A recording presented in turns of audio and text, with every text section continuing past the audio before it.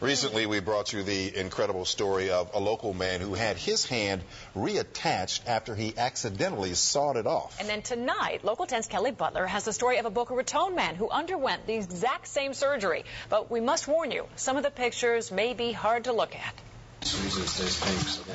Michael Irvin, a Boca Raton banker, is recovering at Broward General Medical Center. He is fortunate to still have his left hand. I just thought this would never happen to me, but, you know, you're tired and mistakes happen. Irvin was using a saw like this one Saturday night. He was doing some woodwork. It was dark. His hand slipped under the blade. I just heard this blood-curdling scream.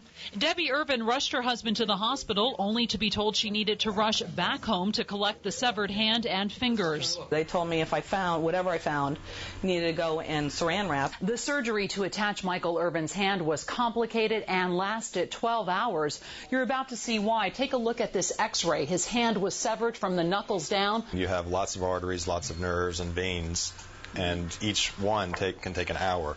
So it takes a long time. Plastic surgeon Dr. Paul Wigoda tells us successful hand reattachment surgeries are rare, occurring only about a half dozen times a year across the country. Coincidentally, he performed the same surgery on construction worker Abel Pinheiro back in November. Same type of saw.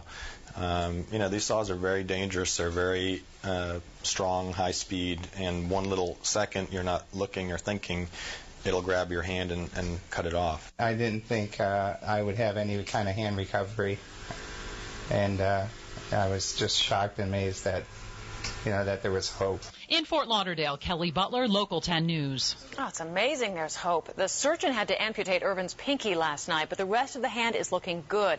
He'll never have full use of the hand, apparently, but with rehabilitation, he should have some movement. Lucky man, and because of the skill of those surgeons, because as the doctor mentioned, it's just a really intricate process. Oh, the saws are scary. They really be careful. A South Florida man is recovering tonight after accidentally cutting off much of his hand. Now, I warn you, the pictures you're about to see are graphic. Michael Irvin was working with a saw at his Boca Raton home when he cut through his left hand, severing it from the knuckles down. His wife rushed him to the hospital, only to have to rush back home to collect his missing fingers. They told me if I found, whatever I found, needed to go in saran wrap. I didn't think I would have any kind of hand recovery, and I was just shocked and amazed that, you know, that there was hope. Now at Broward General Medical Center, Dr. Paul Wigoda was able to save every finger but Irvin's pinky. And coincidentally, Wigoda performed a similar surgery on another South Florida man who severed his hand back in November. And the doctors say that he's going to have some movement in his fingers. He'll never regain the full use of his hand. But you know what? This points out the danger of electric saws. Oh, horrible. And a lot of people use them like in the aftermath of hurricane for debris removal and that kind of thing. But pay attention. This is what can happen. Oh, scary stuff. We wish him well.